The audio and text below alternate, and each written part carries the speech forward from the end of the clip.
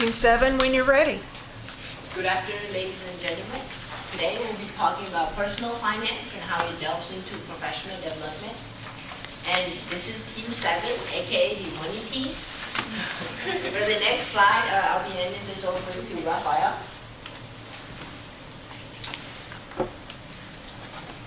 Okay. So we are going to go over how financial planning develops interdiscipline, personal accountability, goal-setting skills, and retirement planning skills as well. And all of these skills are actually easily transferable into the workplace. So we'll start off with discipline. And of course, we all know that this is extremely pertinent in the workplace. You have to be disciplined to stick to deadlines and, of course, to follow instructions from management. Be disciplined to stick strictly to our work and not be messing around on Facebook, Snapchat, what have you. So, of course, setting hard limits on your spending, paying yourself first, creating a strict budget, and sticking to your routine are all aspects of financial planning that develop this quality. So now I will hand it back to Leanne. He'll go over spending time. Okay, so these are the things that you should do, and these things are track, plan, and invest. And this is very helpful to us as aspiring professionals as well. You have to track your progress, what you're doing in school, where you're going, track what is happening in the market that you want to go into. And you have to plan your time. You have to plan what you're going to do within this time period. Are you going to go out and seek for help from other professionals or not? And you should invest in your personal capital. That means improving your skills. As for us, finance major, you should improve your technical skills and your soft skills, which we are doing right now. And moving on to the next one is setting your financial objective. It's like setting your personal objective as well as your educational objective. So 3 things you should do again is state, create, and communicate. You should always state what you want to do. You should write it down as you would, like, when you're making your cover letter, you have to state it out. Then you have to create a timeline for your goal, because you can't just say, oh, I'm going to do this. You have to have a metric to it, to measure it, when you can accomplish it by. And then you have to communicate the plan. The plan needs to be communicatable to someone else and communicatable to you and yourself, because as you remind yourself more often, then you will be more likely to do the plan and follow through.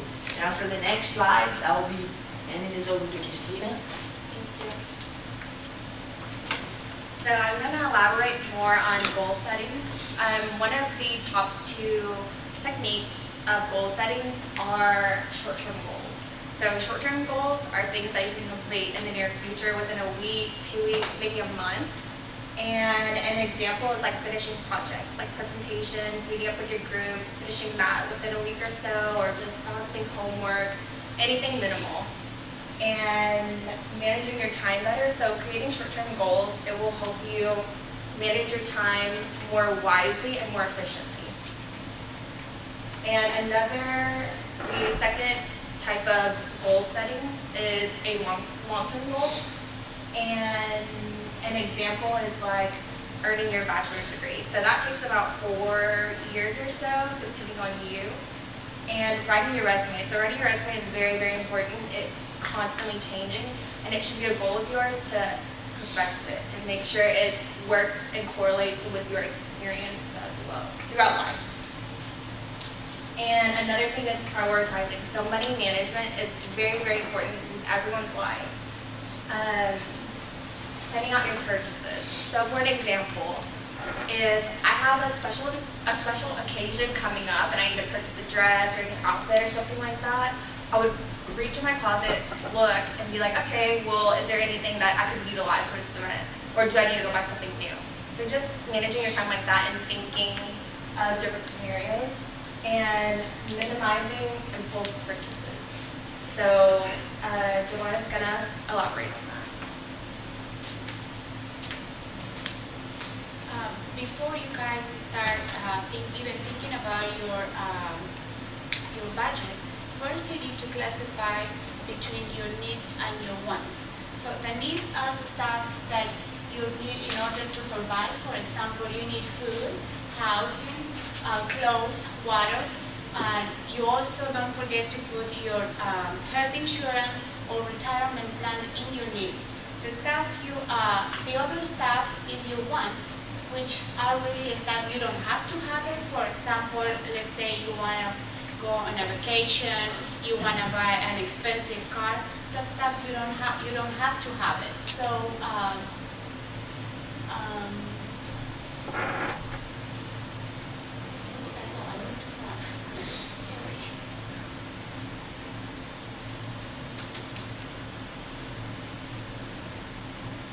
investing in your personal capital, like you guys are going to school, is investing in your personal capital, getting your bachelor's degree. Invest on things, opening a savings account, an account that it will generate interest over time. You will be better off over time. Also, avoid making purchases, import purchases. It's so tempting when you go to the mall and you see 50% off, 60% off, but don't get into debt just because that stuff is on sale. So now I'm going to pass it to Patrick. He'll do again.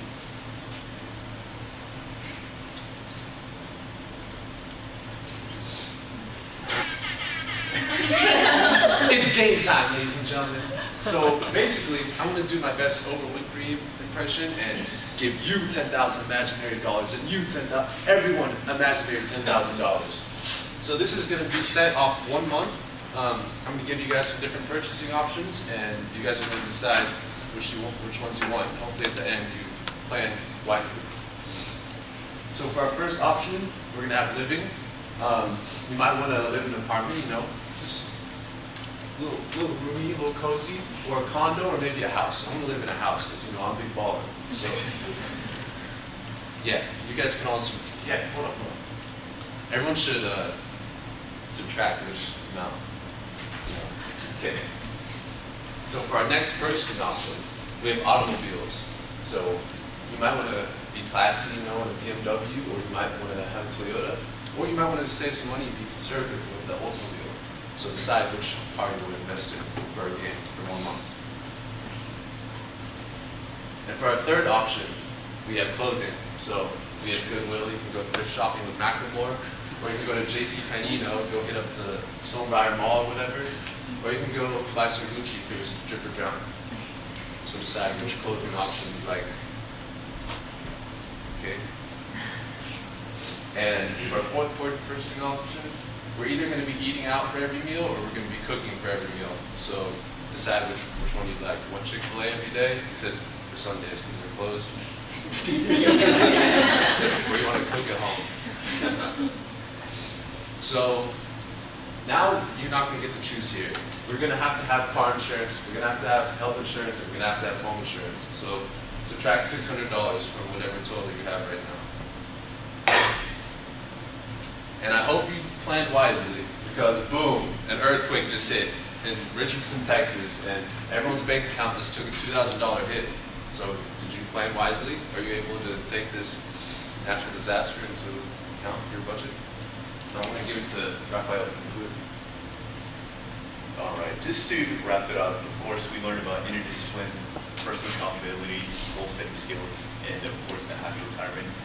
These are all things that we can transfer into our work environment. Interdiscipline, once again, being disciplined to stay focused to the work goals, and as well as your budget. The personal accountability, taking responsibility for our actions.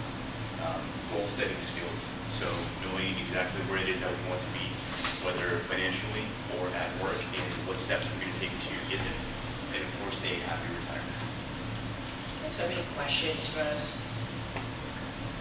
Yeah. I have one quick question. What do you mean by pay yourself first? Yeah, I can answer that. So, Repeat the question. Repeat the question. Oh, so she asked, what do we mean by paying ourselves first? So that means when you first get your paycheck, you already have either written down or in your head something that you're going to set aside that's going to go into your savings account, and you're not going to touch that before you pay anything else out.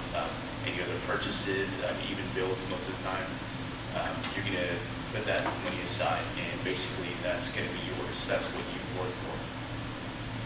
And Any other questions? Where did you learn that? Where did I learn be yourself first? Man, I don't know. To be honest. Okay. Okay, so when you learn it, so we talk about investing in personal capital, right? That's one of the things that you should do, is learning about like what are other things in school. Yeah, you learn about managing accounts and stuff, but this is aside from school. This side right here, that's where we learn most of it too. But these are the things that you can go on internet and search. If you go on Quora, you ask people, they answer your questions. These are personal financial planners and so on. So. And just to add to that, honestly, I can't pinpoint exactly where I learned it, but it's just something that I've developed over the years. And I work full time as well, and that's the limit that I have to, in terms of whenever I get paid. Like I know exactly how much I'm transferring out to my savings, and that's the money that I'm not going to touch. And that, of course, helps me be disciplined with my budget as well. So. All right, thank you so much.